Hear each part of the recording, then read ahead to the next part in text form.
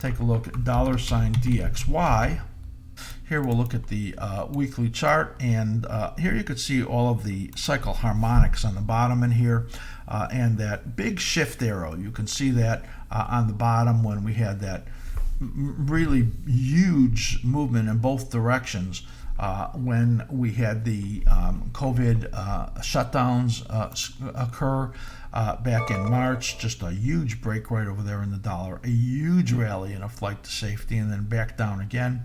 Made this really big diamond pattern right there that we thought was a major top, and it was. You can see these cycles right in here, as this gray one right over here is kind of the ghosted cycle, and how that is now coming to a bottom right over here. The more dominant cycles that occurred, and you can see the minor cycle low, the same thing, and then the bottom occurring right in here, and even a more dominant cycle, that blue one, bottom occurring right in here.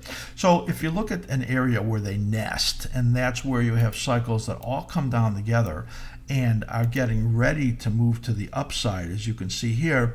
Look at the nested area here and here and here.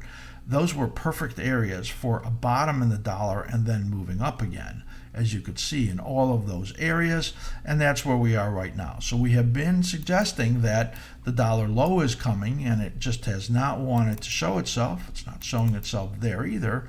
There you go, right here.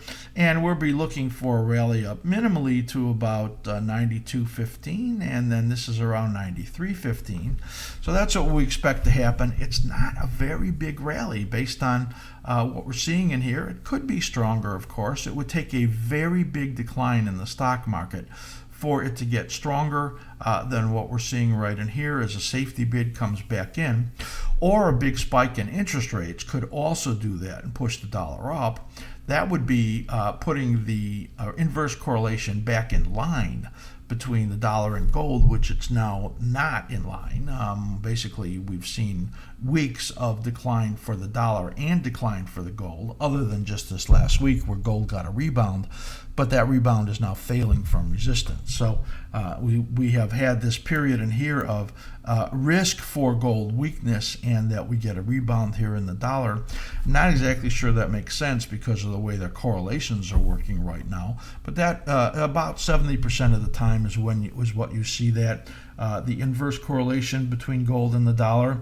And we showed that on askSlim Live in the live event yesterday, which you can watch in the replay of that, and you will be able to see how I showed a chart that shows the correlations between gold and the dollar, which I think was very interesting. So you might want to go look at that video. So there we look for a bottoming here in the dollar. When I look at the daily chart, you could see that it's due right over here. The dollar was a little weak earlier, but then started to rebound and turn up today. Again, take a look at the slim ribbon PO. What is that telling you?